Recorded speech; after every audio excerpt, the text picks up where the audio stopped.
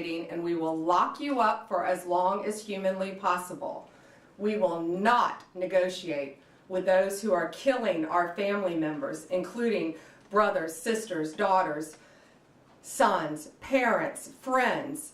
Everyone in this room, I guarantee you, knows someone who has been afflicted with drug addiction, and many who have known someone who has lost a loved one because of this trash on our streets. The precursors are made in China. It was sent to Mexico and came right in our country. And again, 6 of these individuals were here illegally. That won't shock you. And we're running a massive, massive drug operation. This kind of success doesn't happen without extraordinary leadership. And I want to personally thank my friend, DEA Principal Deputy Administrator Rob Murphy, DEA El Paso Division Chief Agent in Charge Omar Arellano. I'm killing your name, Omar. Omar, okay. And U.S. Attorney, where's Ryan? Ryan Ellison. I also want to thank again the brave men and women of law enforcement.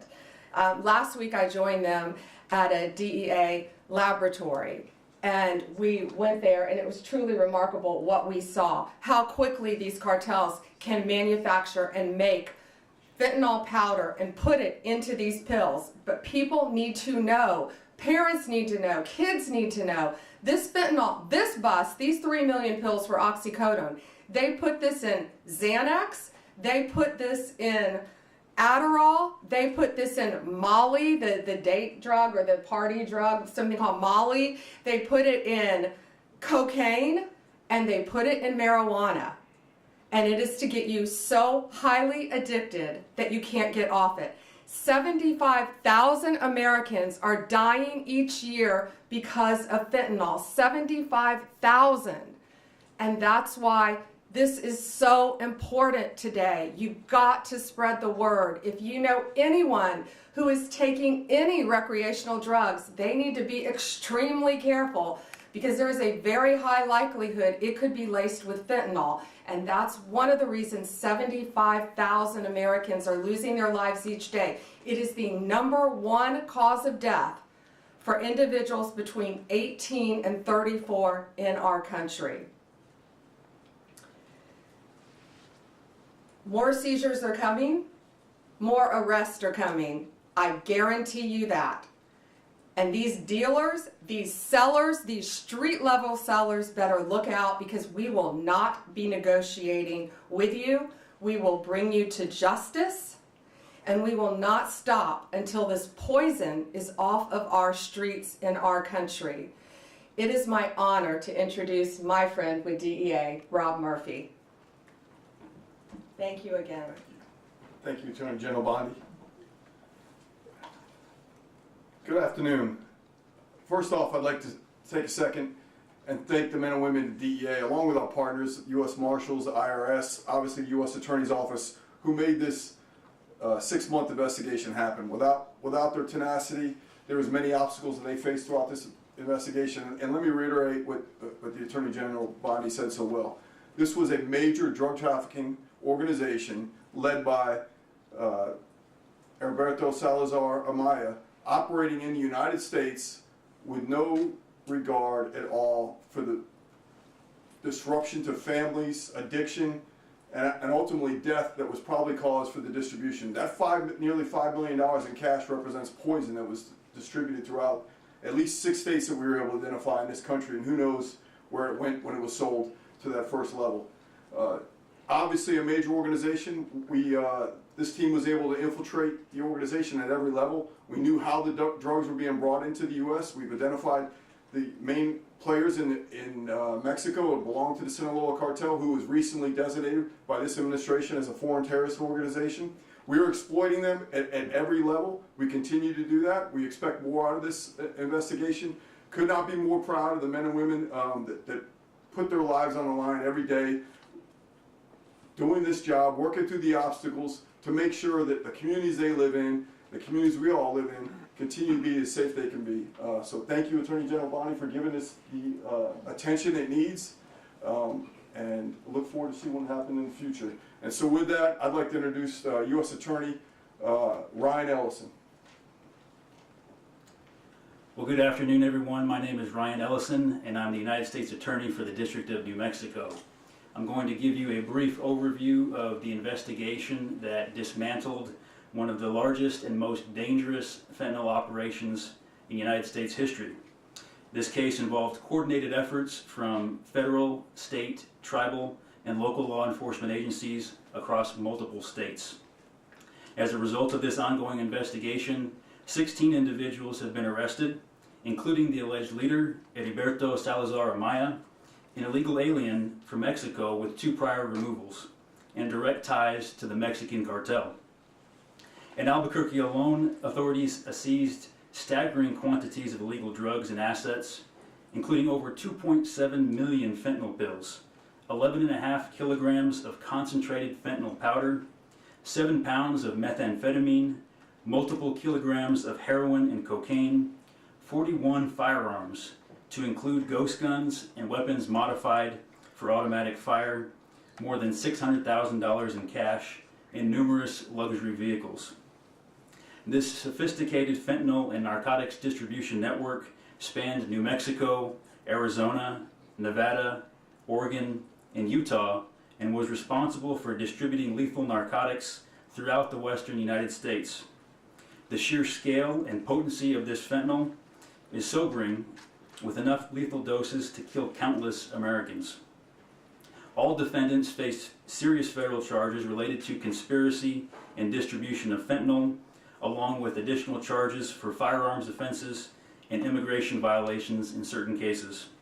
I would like to thank the DEA's El Paso division, primarily the Albuquerque field office, as well as many other DEA field offices across the western United States, our local and federal partners, and the assistant U.S. attorneys that are prosecuting this case. Together, we have sent a clear message. We will not tolerate those who profit from poisoning American citizens. The fight continues, but today, our communities are safer with these drugs and criminals off the streets. Thank you.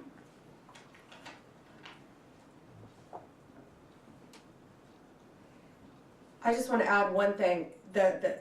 I was briefed before this by all of the agencies together, and the coordination with the AUSAs and DEA and the law enforcement agencies is truly remarkable. Thank you all. And again, be safe out there every day. They're out there risking their lives every day to save us and keep us safe. So thank you all. I think we're going to take a couple questions, but we are going to remain on topic today because we are here for something so serious. And I had wanted to walk out first and let you all hold this. This is how much fentanyl it takes to kill you. So if you want to come up and look at this after in this vial, you're welcome to. It looks like just a few grains of salt, and this is what it takes to kill you. Okay. Just a reminder, we're staying on topic today. Go ahead. Madam Attorney General, I was wondering if you're seeking to deport the 6 illegal aliens who are here, or charge them first and then seek to deport them. I know there's been a number of high-profile arrests you guys have made where you've made the decision to just go after deportation versus criminal trial. This guy is the leader. He's the #1 guy. And I want them to stay in our prisons as long as possible. I have no desire to send them back to Mexico because they were coming across our border illegally. No longer will they be able to do that. But the amount of drugs, the amount of money, the amount of weapons, most of these individuals, if convicted, will remain in American prisons. Perhaps Alcatraz. Mary Margaret, Daily Wire. Thank you, Attorney General Bondi. Can you give us more information on some of these individuals up there, and can you also share whether you've had any success in getting the Mexican government to help you extradite any of these cartel members? We will be hopefully working with them on one soon. But yes, Mexico has been cooperating in the past. I think we extradited 29 here to our country to face charges. Some of the top cartel members in our nation's history, some of the worst of the worst. And we brought them here. One, in fact, is that the Kiki Camareno, right? The one, I can't think of his name. He killed Raphael, yeah. He killed Kiki Camareno, a DEA agent in the 80s. And Kiki Camareno's widow and son family had been trying to get this guy back since the 80s and could not do it. And President Trump, working hand in hand with Mexico, was able to get him back to this country. And we spoke to Kiki Camareno's widow and son, and they were both in tears. His son is now a judge, and his son had his father's handcuffs and had them engraved. And I think at some point that monster who tortured and murdered his father will be wearing those handcuffs. But he's now in American custody, along with, I think, 28 others that we were able to extradite with President Trump working with Mexico to stop this really reign of terror and this poison coming into our country. I think we have time for one more. Jake? You said that these individuals will not be deported. Can you tell us any specifics on charges and any specifics on the investigation on how this actually went down, how they were captured? So the investigation is ongoing. I can tell you it was a lot of work, a lot of great police work is all I'll say now. But I don't want to really reveal their sources and methods of how they captured and caught these guys. But what I will tell you, the top guy who I keep pointing to, he insulated himself. He was in Oregon. He had no drugs on him, but he was the leader. He had millions of dollars. He had a Mercedes. He had a truck. He had other things, but he did not have any drugs on him because he was the leader. And that's what these cartels do, whether it's Sinaloa, whether it's MS-13, whether it's TDA. The highest leaders insulate themselves. Just like the TDA guy, you may have been with us in Virginia. When we arrested him, not even half an hour away from here, he didn't have any drugs on him either. That's what they do. They live among us. They live in neighborhoods because they are the top level.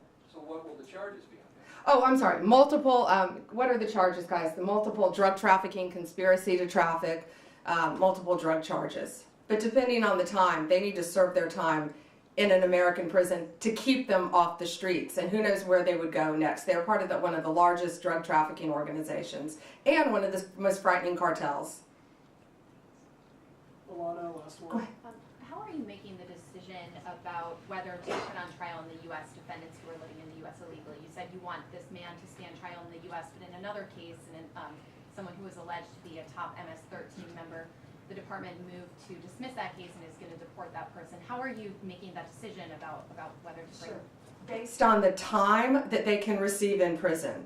If these people are all facing substantial charges, maybe that might change down the road, and they all are innocent until proven guilty, if convicted though, they're facing a substantial amount of time in prison. And there's a very big risk, we all know, releasing someone, especially to Mexico. Sending them back to Mexico, who knows? They could attempt to get through our borders, not under Donald Trump, I doubt. But they're also part of a major drug trafficking ring in Mexico. So sending them back to Mexico to continue on with their drug business isn't going to happen under this administration. Thank you guys so much. Thank you all. And if you want to see this, Alana, you may have seen this before, but if you all want to see this, it really puts it in perspective how deadly this stuff is. And that's what I wanted you all to see. Thank you all.